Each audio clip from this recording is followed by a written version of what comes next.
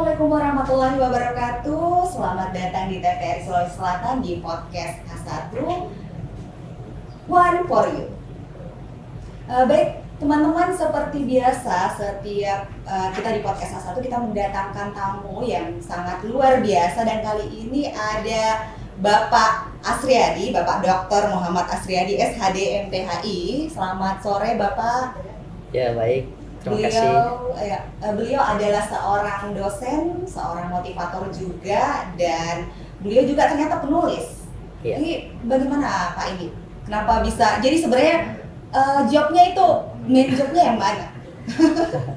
Oke, baik. Bismillahirrahmanirrahim. Assalamualaikum warahmatullahi wabarakatuh. Terima kasih Kakak Miftah atas kesempatan yang diberikan. Mari kita bersyukur kepada Allah Subhanahu wa taala karena kesempatan yang sangat luar biasa ini kita diberikan kesempatan untuk bersuah. Terima kasih untuk TVRI, terutama podcast A1 yang memberikan kesempatan untuk kita bersilaturahim pada kesempatan kali ini dalam suasana bulan puasa yang penuh dengan keberkahan. Alhamdulillah, berbagai hal yang disampaikan tadi sebagai dai muda Indonesia yang star spiritnya pada saat dulu saya mondok di pesantren Al-Ikhlas Ujung Bone.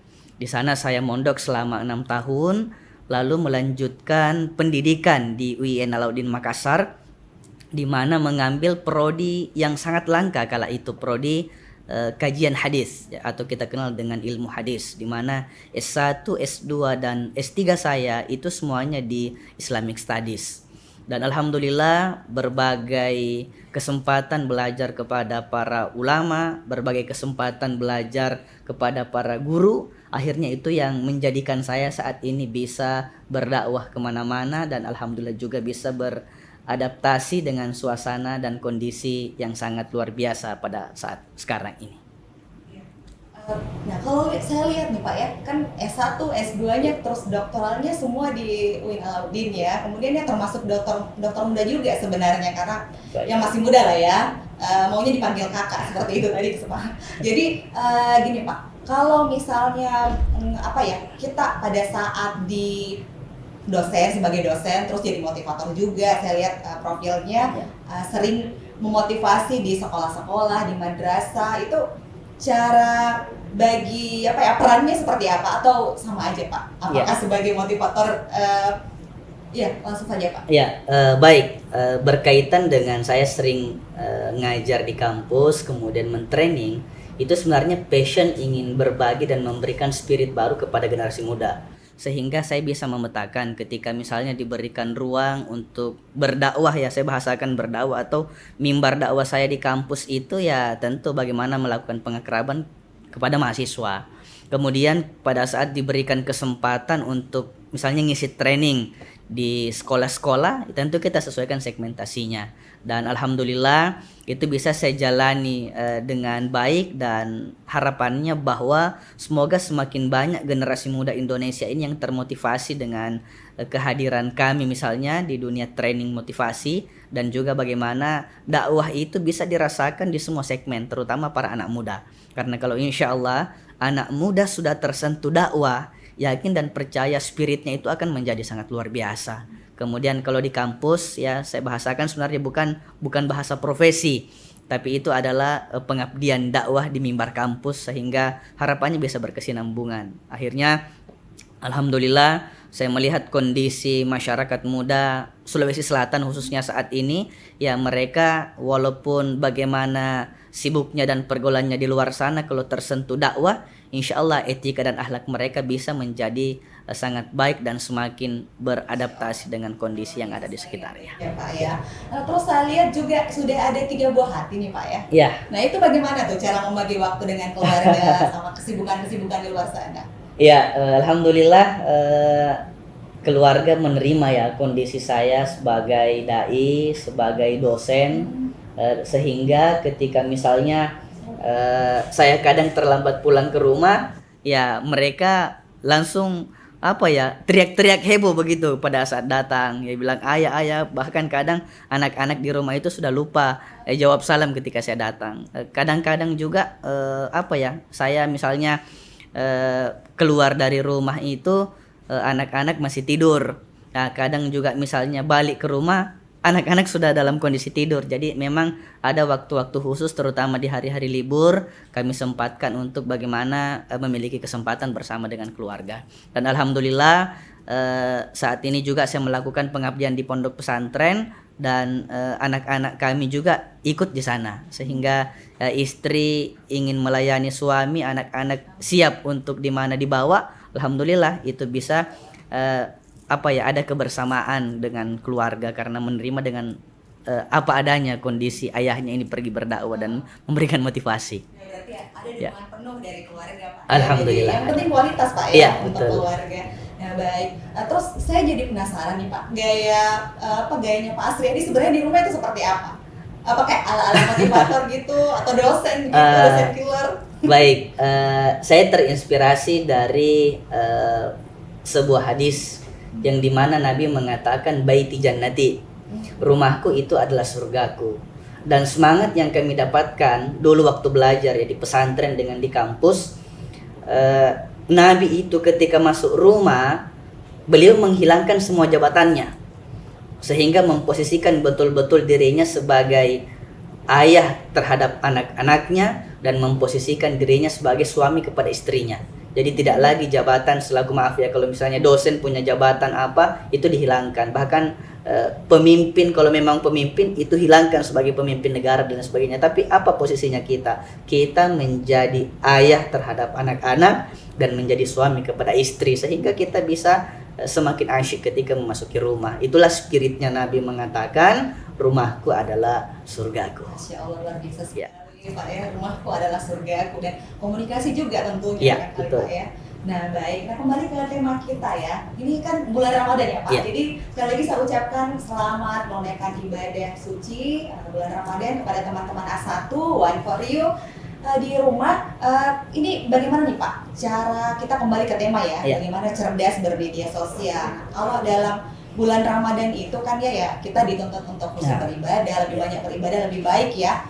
Terus dengan keadaan media sosial yang sudah sangat marak, ada TikTok, Instagram dan segala macam, kemudian ada FB Pro juga ya. Itu bagaimana cara yang lebih bijak atau lebih positif dalam bermedia sosial tapi di bulan Ramadan nih Pak? Iya baik, terima kasih Kak Miftah. Teman A1 dimanapun berada, di suasana bulan suci yang penuh berkah ini, mari kita melibatkan diri kita juga cerdas dan mensucikan bukan postingan tetapi apa saja yang kita lihat di media sosial yang kita miliki. Akhirnya seirama dengan bulan suci dengan aktivitas bermedia sosial kita. Tentu kita dalam keadaan berpuasa nih ya. Larangan-larangan apa yang tentunya tidak boleh dilakukan pada saat kita puasa. Jangan sampai gara-gara medsos bisa membuat puasa kita batal atau bahkan membuat puasa kita tidak sempurna dari sisi pahala. Kenapa? Karena kita membuka sesuatu yang terkadang tidak layak dilihat oleh mata, bukan haknya mata melihat, bahkan mohon maaf ya, kita men-share sesuatu yang dalam tanda kutip buruk dan merusak kondisi masyarakat ketika misalnya kita men-share hal-hal itu. Jadi larangan-larangan apa yang dilarang dilakukan pada saat kita berpuasa, itu juga yang harus kita lakukan pada saat kita melaksanakan aktivitas di media sosial. Ya bukalah atau browsinglah hal-hal dakwah, dengarkanlah kajian-kajian di YouTube, atau bahkan kalau bisa misalnya kita menebarkan inspirasi nih ya. Jadi bukan menebar hoax ya, bukan menebarkan berita bohong, tetapi kita ikut men-share atau mengklik sesuatu yang memang menambah nilai dan kualitas puasa kita. Kalau istilah orang awamnya Pak ya, seperti saya yang tidak terlalu tinggi agamanya seperti itu, istilahnya kayak makruh jadinya puasanya Pak ya. Kenapa saya jadi panggil Pak lagi nih? Tadi sudah sepakat panggil Kakak ya biar lebih mudah. Baik teman-teman A1, kita akan kembali lagi dengan perbincangan yang lebih menarik tetap di A1 One for You.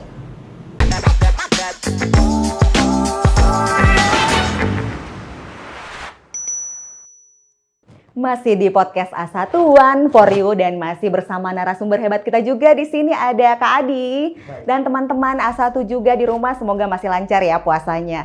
Nah, kembali lagi ke topik kita nih Kak, terkait cerdas bermedia sosial ya, seperti itu. Nah, kadang ada hal-hal yang bikin kita terdistrak ibadahnya ya, atau dalam keadaan normal ya, otomatis kita sering terdistrak. Nah, kalau misalnya kebiasaan-kebiasaan itu biar tidak kebiasaan bulan Ramadan ya, karena ya otomatis ada tadi seperti FB Pro juga, kemudian ada Instagram, ada TikTok juga. Nah, itu gimana supaya ujung-ujungnya nanti ibadah kita tetap bisa bermedia sosial, terus tidak jadi makruh puasanya. Jadi tetap terhindar dari hal-hal yang membuat puasa kita mungkin ya kekurangan pahala atau ya tidak berlanjut mungkin ya Pak ya. Baik, Kakak Miftah ya dan sahabat A1 dimanapun berada. Media sosial itu memiliki dua mata pisau, yang dimana ada mata pisaunya yang bisa menghasilkan pahala, ada juga mata pisaunya yang bahkan bisa melahirkan dosa. Nah, sehingga tergantung nih sahabat-sahabat A1 dimanapun berada apa yang mau kita pilih. Kalau kita mau baik, ya tentu buka situs-situs yang dimana menjadikan kita semakin mendapatkan banyak pahala. Kalau kita misalnya puasanya makruh, dan pasti otomatis makruh kalau ada situs yang kita buka yang dimana haknya mata misalnya bukan untuk dilihat, ya. Makanya ayo kita harus cerdas-cerdas bermedia sosial. Cerdasnya kita di mana? Cerdasnya kita itu adalah ketika kita berpuasa misalnya, bagaimana agar pahala kita semakin bertambah. Tentu ada amalan-amalan yang perlu kita lakukan, ya. Ada dengarkan dakwah-dakwahnya Ustadz di media sosial. Ada bahkan juga misalnya program-program di Ramadan itu kan tadarus atau ngaji bareng, ya ikut pada pergaulan-pergaulan di medsos seperti itu. Jangan justru kita menjadikan puasa ini makruh dengan membuka situs-situs yang memang itu dilarang dalam agama misalnya, ya. Kemudian di Ramadan ini kan ada momentum kita dibersihkan oleh Allah dengan cara dua hal, dengan cara kita berpuasa, kemudian dengan cara kita menghidupkan Ramadan tarawih di malam hari. Biasanya kita sering dengarkan para pendakwah menyampaikan hadis dari Nabi Shallallahu Alaihi Wasallam bahwa man shoma Ramadhana imanan wahtisaban ghufira lahu ma taqaddama min zambi. Siapa yang berpuasa pada bulan Ramadan dengan penuh keimanan dan juga penuh kesungguhan dalam melaksanakan puasa, itu Allah ampuni dosa-dosa yang telah lalu. Itu satu. Kemudian yang kedua, man qoma Ramadhana imanan wahtisaban ghufira lahu ma taqaddama min zambi. Man qoma Ramadhana itu menghidupkan Ramadan. Jadi bukan hanya tarawih saja. Bermedsos pun kalau medsosnya kita positif yang kita buka, insya Allah itu bisa masuk dari bagian menghidupkan bulan suci Ramadan kita. Jangan terpengaruh pada sebuah pesan yang mengatakan bahwa tidurnya orang berpuasa itu ibadah. Sering kita dengar begitu ya. Jadi tidurnya juga tidur saja terus ya, tapi tidak menghidupkan. Maksudnya daripada kita melakukan hal-hal yang buruk, daripada buka situs-situs yang dalam tanda kutip tidak pantas untuk kita buka, ya mending tidur, lebih berpahala tidurnya daripada membuka sesuatu yang memang bukan haknya untuk kita lihat. Di situ Kakak. Ya, semoga tidak dicontoh sama teman-teman A1 ya, jangan sampai tidur terus ya. Nah, terus kalau misalnya kita mau tetap dapat informasi-informasi yang positif dari media sosial, tapi kan kadang tuh lewat FYP tuh Kak ya. Nah, itu gimana caranya, tips-tipsnya? Terus mungkin bisa diberikan barangkali dipaparkan kira-kira apa saja sih yang bisa membuat puasa kita makruh kalau misalnya kayak tengok-tengok media sosial. Iya, baik. Di sini biasa kita dengarkan istilah kalau pandangan pertama itu belum dosa. Ya, biasanya kan kalau kita bermedsos otomatis ada iklan yang lewat ya. Jangan gara-gara iklan lewat itu ya, misalnya kita tatap ya, mau makanan mau apa misalnya, langsung kita tatap. Oh jangan, justru biarkan saja dia lewat. Apalagi kalau misalnya kita sengaja memang mengklik atau mencari, ya tentu mohon maaf ya, kalau bahasa dosanya pasti Allah yang tentukan. Tetapi kalau hal itu kita lakukan pasti ada kemakruhan dalam puasa kita. Ya bolehlah nonton misalnya yang bertajuk atau mungkin yang kita lihat makanan dan lain sebagainya. Tapi jangan sampai liur kita ikut terlibat, atau bahkan misalnya maaf ya, kalau dalam bahasa orang Bugis Makassar itu macin naki toh, kita terlalu merasa bahwa mau sekali makan dan lain sebagainya, akhirnya ada bayangan-bayangan bahwa saya mau makan dan lain sebagainya. Itu upayakan kita hilangkan ya. Sehingga apa yang perlu kita lihat? Ya, lihat hal-hal yang memang nilai inspirasi dan penguatan motivasi berpuasanya, justru itu yang perlu kita lakukan ya. Jadi jangan lagi lah ada hal sia-sia yang kita lakukan, terutama Betul. kata ulama kita itu, Ramadan itu adalah syahrul ummati ya, kata Nabi katanya ya. Jadi bulan Ramadan itu bulannya umatku, kata Nabi ya. Sehingga ulama memberikan penjelasan, karena ini adalah bulannya kita, justru kita harus menjadikan ini sebagai ladang pahala yang luar biasa. Hal-hal negatif yang pernah kita lakukan di luar bulan suci Ramadan, ketika memasuki Ramadan ini jangan lagi melakukan hal negatif. Kalau dulu kita sering mengucapkan kata-kata yang sia-sia, di bulan Ramadan ini jangan lagi ada keluar kata yang sia-sia, tapi selalu kata-kata yang menjadikan kita penuh daya manfaat kepada orang-orang yang ada di sekitar kita, terutama dalam bermedia sosial. Nah itu tadi, saya kayak jadi penasaran nih Kak ya.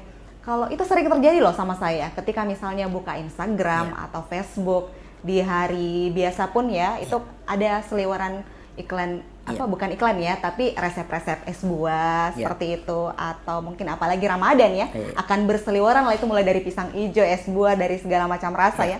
Itu saya takutnya nih ya, kalau kayak ya nelen liur lah ya, itu gimana cara mengatasinya? Apakah memang kita sudah jadi makruh jadinya atau gimana?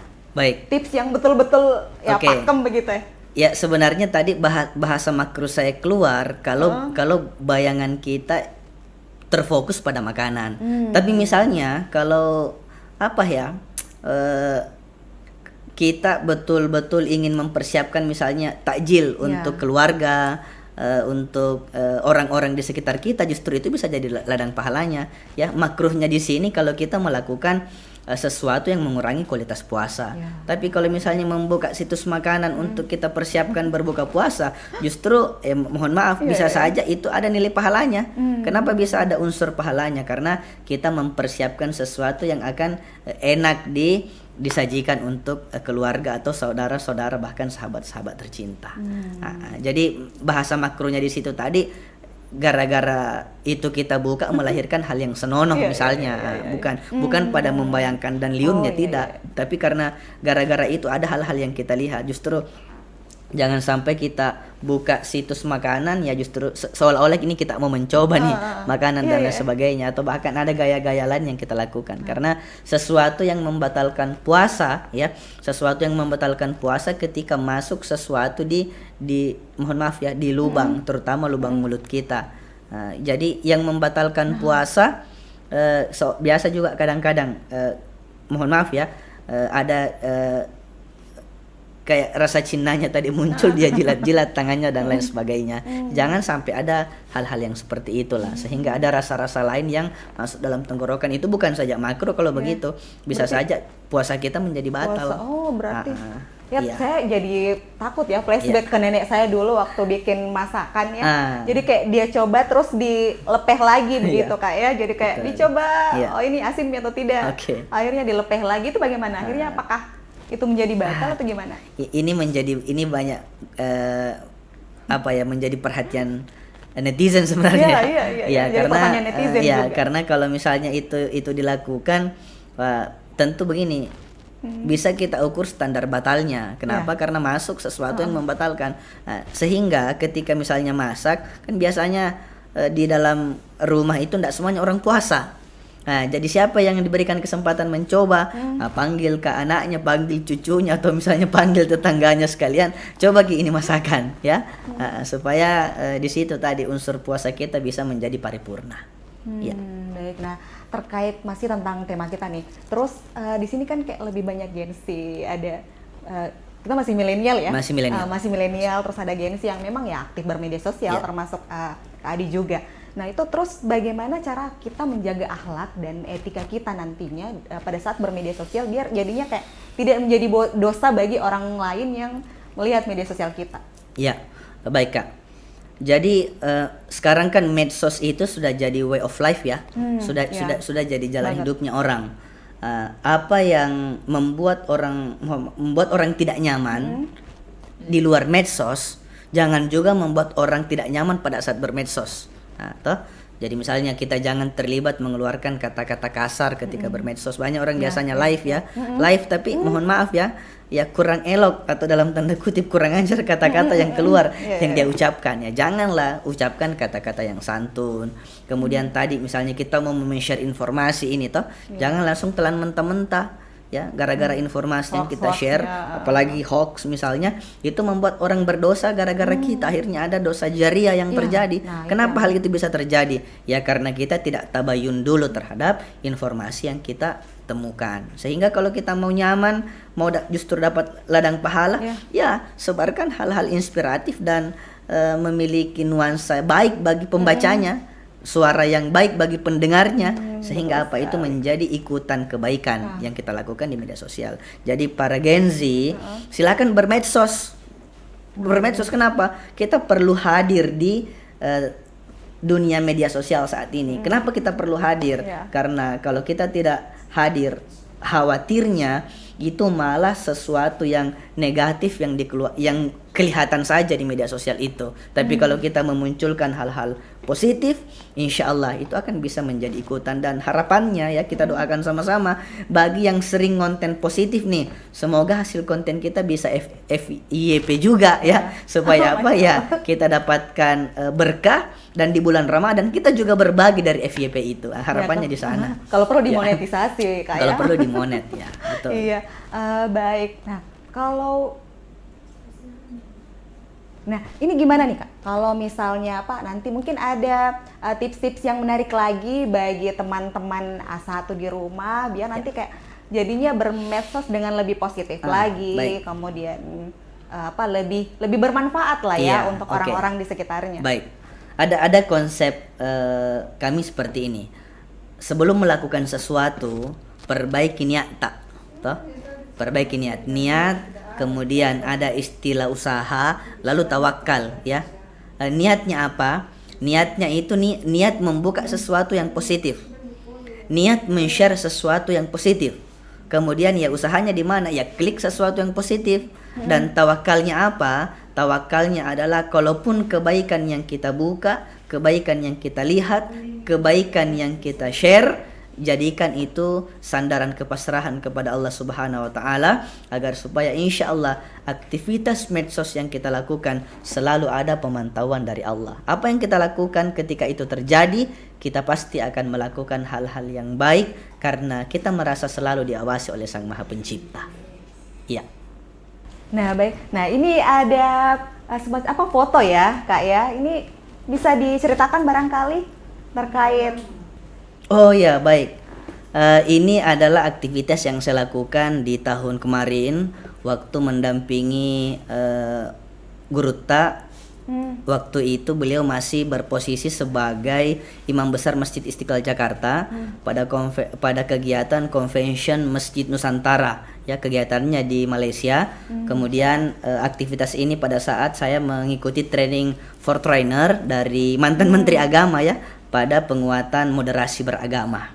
Lalu ini aktivitas di Pondok Pesantren Al-Ikhlas Ujung Bone pada penyambutan santri baru, memberikan motivasi kepada anak-anak. Alhamdulillah di sini mendapatkan penghargaan ya dari Kerajaan Kelantan saat itu. Alhamdulillah sebagai perwakilan dari Indonesia. Nah, di sini kita berbaur dengan 8 negara yang hadir dalam turut berkontribusi bagaimana memakmurkan masjid dimanapun kita berada di negara masing-masing. Ya, ini kegiatan takziah ya, takziah di tengah-tengah masyarakat di Kecamatan Mare. Alhamdulillah saya juga sudah aktif ya, berada di Bone, di Goa, di Makassar. Sering kalau ada panggilan-panggilan masyarakat untuk takziah kami hadir. Ini pengajian majelis taklim di Pondok Pesantren Al-Ikhlas Ujung Bone. Kebetulan juga saat ini sekarang saya jadi wakil pimpinan pesantren di sana.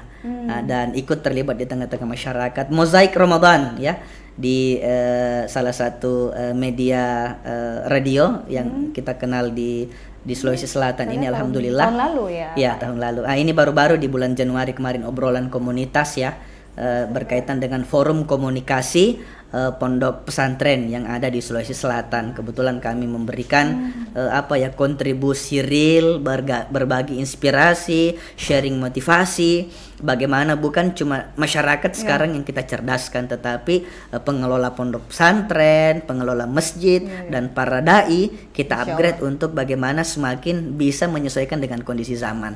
Jadi sebagai speaker, narasumber, dosen, trainer, motivator, itu kita tidak boleh berkaca pada apa yang ditemukan di masa yang lalu, tetapi bagaimana kita harus berselancar, bahkan kita harus berusaha untuk beradaptasi dengan kondisi zaman. Kalaupun misalnya saat ini Gen Z membutuhkan kata-kata yang nyaman di telinga mereka, nah, kata-kata itu yang keluar sebagai bahasa motivasi kepada para Gen Z, kepada para Gen Alpha. Jangan lagi berkaca pada dulu saya ini, dulu saya ini, tidak. Tapi sekarang apa yang diterima oleh generasi kita. Makanya hadirlah kepada masyarakat sesuai dengan tuntunan dan kondisi zamannya. Itulah pesan dari Nabi Shallallahu Alaihi Wasallam. Sangat luar biasa ya. Jadi kalau kita lihat tadi, cukup banyak. Jadi dari banyaknya negara-negara Islam ada 8 negara termasuk Indonesia. Termasuk Indonesia. Ada Kak Asriadi di situ ya, dari Bone, Masya Allah. Nah, terus ya ini sebagai seorang pendakwah, kemudian motivator juga. Kira-kira pesan-pesan apa yang bisa disampaikan kepada teman-teman A1 supaya nantinya lebih bijak menggunakan media sosial selama bulan Ramadan dan setelah bulan Ramadan? Baik, teman A1 yang berbahagia. Kalau kita tidak mampu membuat orang lain bahagia, jangan gara-gara kita menyebabkan orang lain bersedih. Kalau kita tidak mampu membuat orang lain sukses, jangan gara-gara kita menyebabkan kegagalan bagi orang lain. Kalau kita tidak mampu mengajak netizen atau para follower kita di medsos kita masing-masing untuk melakukan banyak kebaikan, bahkan misalnya berpuasa di bulan Ramadan, kita berusaha untuk melakukan, hindari konten-konten yang kita buka yang menjerumuskan kita ke neraka, atau yang membuat puasa kita menjadi makruh. Untuk itu hadirlah terus membahagiakan, sharelah konten-konten yang bermanfaat dan berusahalah melakukan manfaat sekecil apapun yang bisa kita lakukan. Baik, terima kasih sekali Kak Asriadi atas kehadirannya di sini. Terima kasih sudah memberikan banyak manfaat, mungkin sharing-sharing manfaat kepada teman-teman A1 di luar sana. Kemudian semoga sukses selalu dan kita nanti jumpa-jumpa lagi di A1. Nah, baik, terima kasih juga untuk teman-teman A1, semoga dilancarkan puasanya dan tetap selalu saksikan podcast A1 One for You hanya di TVRI Sulawesi Selatan. Saya Miftah pamit undur diri. Wassalamualaikum warahmatullahi wabarakatuh.